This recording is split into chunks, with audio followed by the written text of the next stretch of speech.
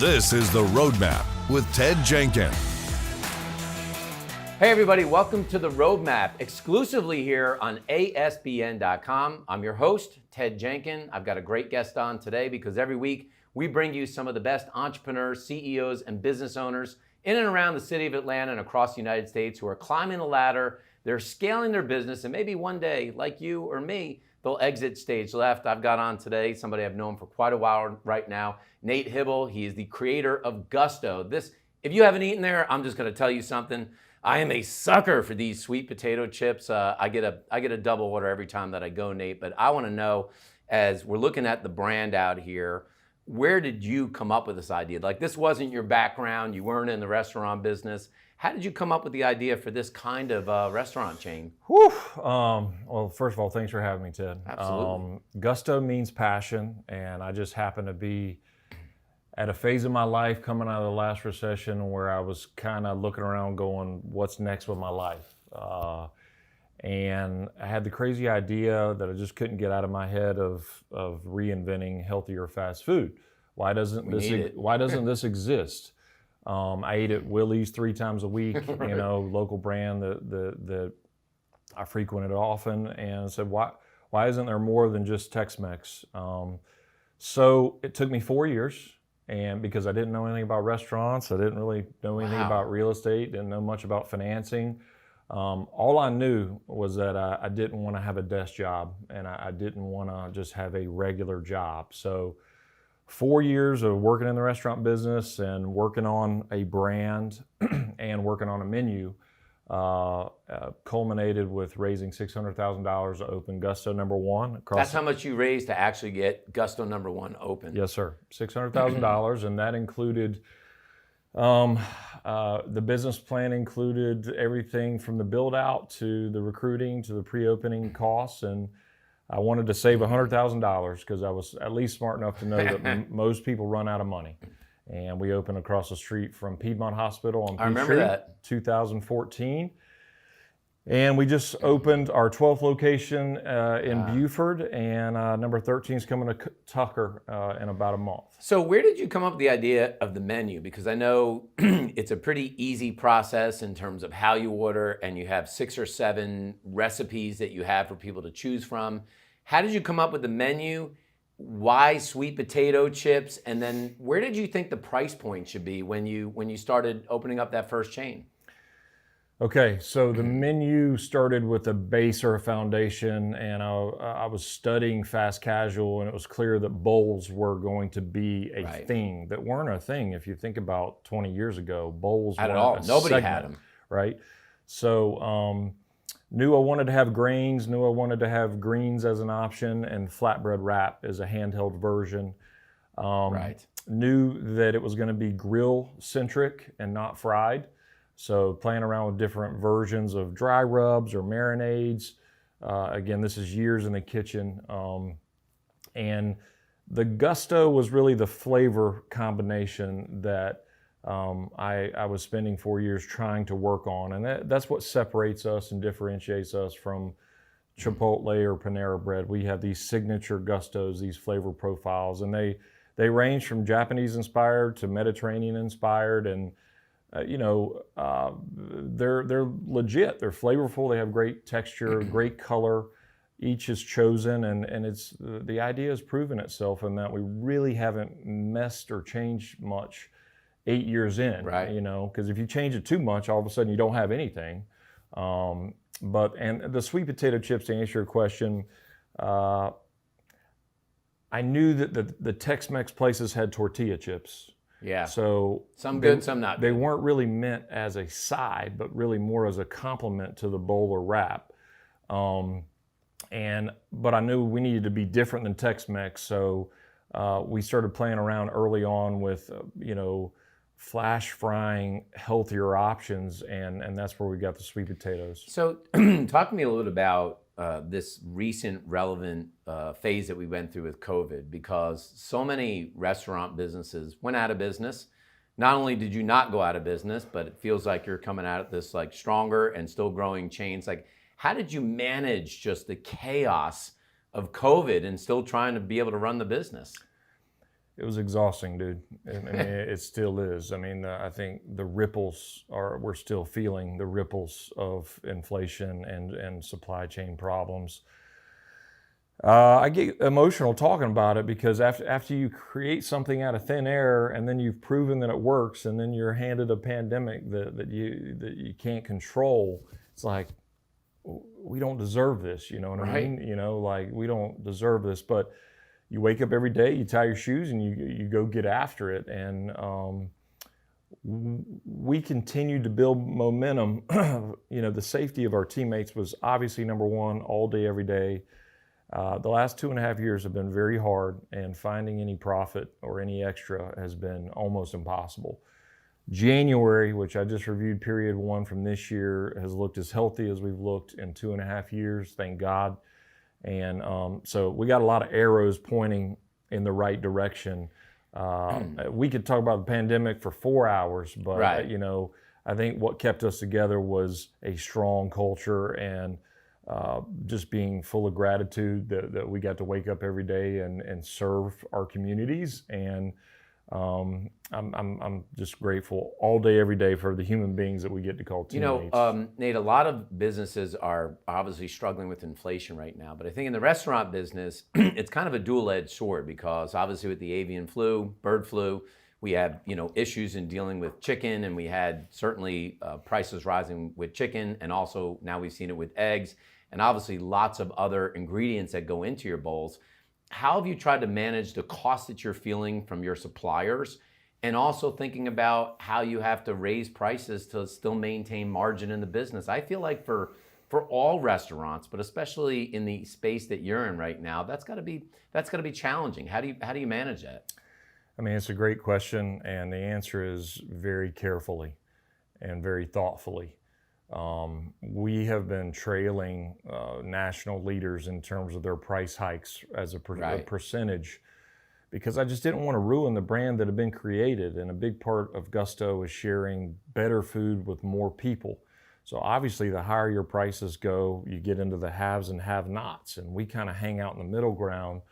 And we want construction workers sitting next to doctors, and that's the beauty of fast casual. So to answer your question, you know, instead of being reactive, we pivoted and decided to get proactive and say, we're moving forward. We're going to have 2 windows of change every year. And it doesn't mean we're going to change prices, but in January and in July, we are strategically going to assess menu changes and pricing strategy, because things move like this. Of course. And, but the stark reality is we have just been, you know, selling $20 million worth of bowls and spending $20 million to get that done.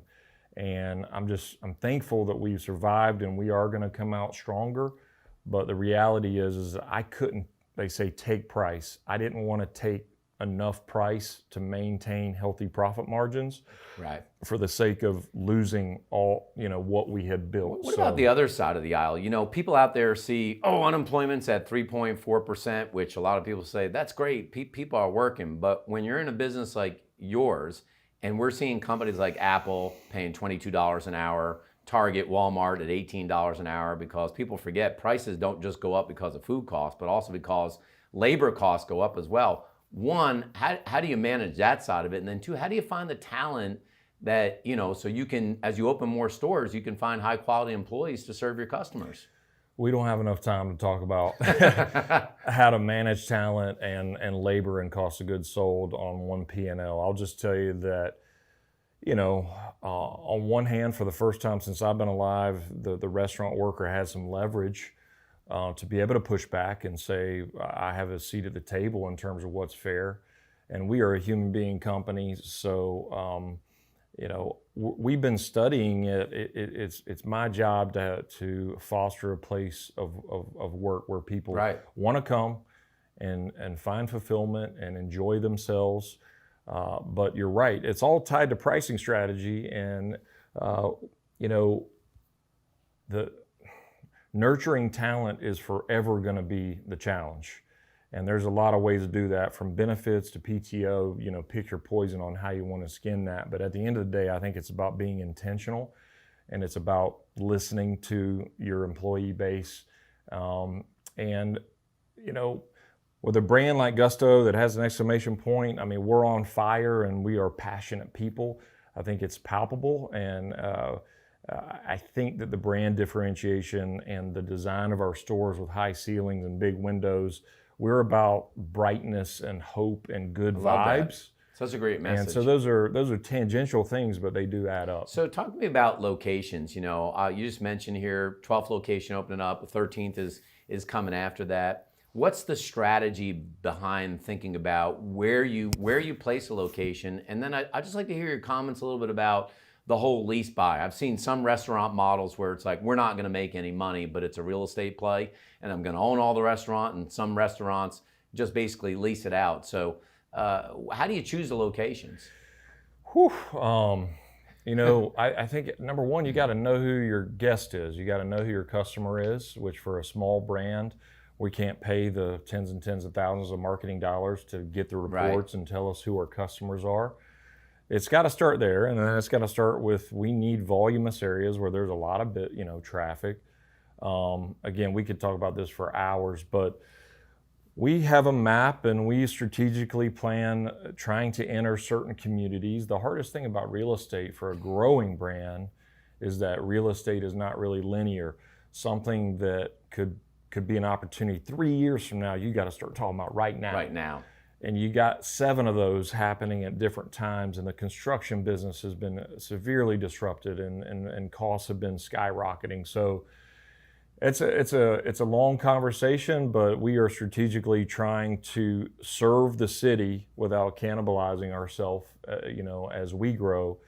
We're not in a position, our current investors don't want a balance sheet full of real estate. We're not a real estate company. So we are just striking the best and most aggressive lease deals. Does it also make you think about, as you grow the company, and this may or may not be in the model, about whether you franchise or whether you keep everything company owned? I mean, I know some models that they're all company owned, and then you have companies that franchise. A good example, I think, is like In-N-Out Burger. They are all company owned, but then you have others that, are some of both, and some that are all franchised, like a Subway. How do you think about this in terms of your model? I got a lot of people asking me that question constantly, because it's tied to my own life, what I want to do, what motivates me. I think I've earned the right to be able to answer this question in due time. Surface level, we're not the kind of folks who really just want to bundle it up and sell a bunch of franchises, because it's not just about money for us. Right. We think we're building a meaningful brand that's going to be around for another 50 years. And so those are different things than just money. Nothing against that. But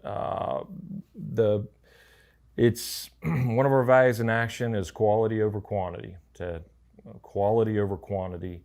It's easier said than done, but it is in the path of, say, Chick-fil-A, or you said In-N-Out Burger, which is, we're only going to open up this many every year because we can only do this many well. And of course, you're producing value while you're doing that. And I think it's not a get rich quick mindset. It's really about building something substantial and lasting. Now, you mentioned that the first location, you had to take $600,000 of capital. Obviously, I'm sure some more came along the way. How do you balance what you have to do for the company and also trying to communicate with your investors, and because everyone wants a payback on their money over time? Does that make you think about how you cash flow the business, or one day strategically how you might exit the business if you do it at all?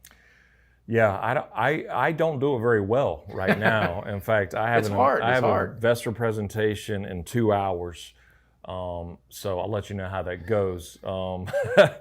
I've been blessed and fortunate enough to have the same small handful of investors from Gusto number 1 through Gusto number 15. Same small group of individuals. Does that make a difference, you think, having consistent investors? Because sometimes business owners take on 40 people that put in 25 grand, and all you're doing is fielding phone calls. That's a lot of voices, Not everybody's as fortunate enough as I am to have a small group, but there are pros and cons to every example. Having the small group has given me tons of latitude and not a ton of questions.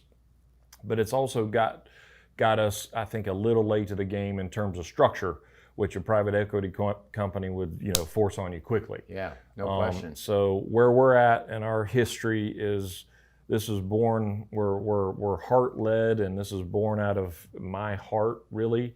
And we are moving, I like to say, moving in the direction of the brain, which is a good place to be. Is like you can't replace the magic of the passion and being heart-led, but we are moving towards producing strong results and being better business people. You spent time in the NFL. Obviously, that's stressful enough as it is. Do you take now in your business life, as you run the company, any lessons from the NFL that help you become a better leader today? Naturally. It's not so much just NFL. I was an athlete, for 20, 25 years of my life. And I think being a good teammate, knowing how to lead with and not above.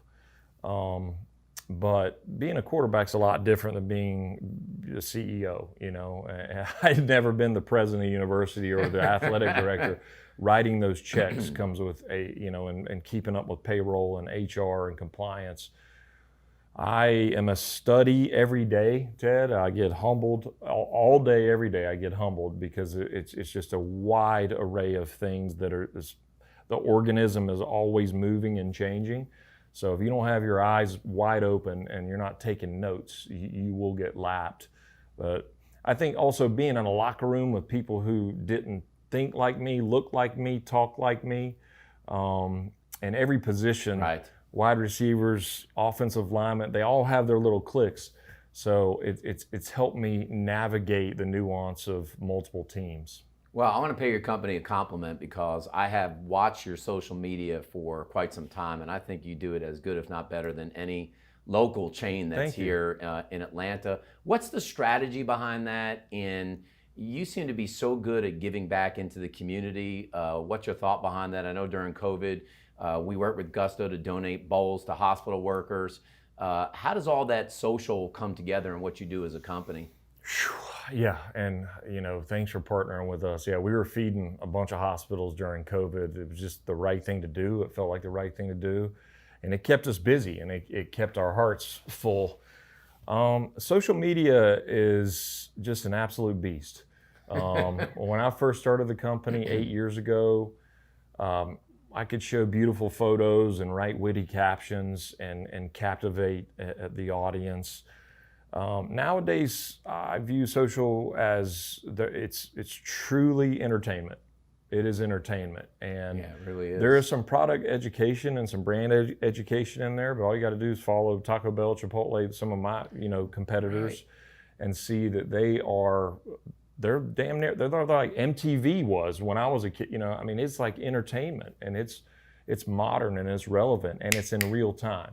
So we're too small to really attack it at a high level. I think we have 35,000 followers on Instagram.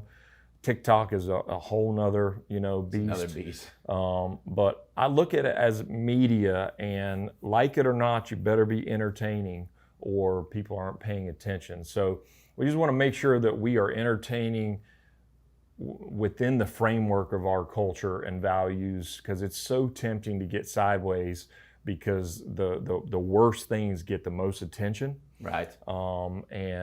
So being relevant but remaining true to who we are is really a challenge. So I couldn't leave this interview without asking you, what's your favorite bowl at Gusto? Do you have one after all this time, coming up with the recipes, probably tried them all dozens of times? Do you have a favorite?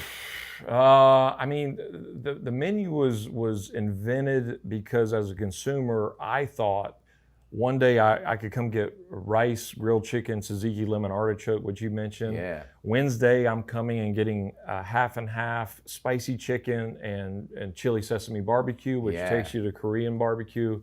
And then on Friday, watching my weight because I'm going to be drinking beer all weekend, I'm going to come get a salad with a tahini cucumber feta, which takes you Mediterranean, Middle Eastern. So what I thought I was inventing was going to be a multiple point place for consumers what we found is that it's like 80-90% of our guests get the same dang thing every time. So we think we can grow sales just by what I call getting people off their favorite. Right. But I'm with you. The tzatziki lemon artichoke is just kind of a quick dance to grease. It makes you feel good. It tastes good, and the thing about our bowls is it's not going to make you feel gross and heavy.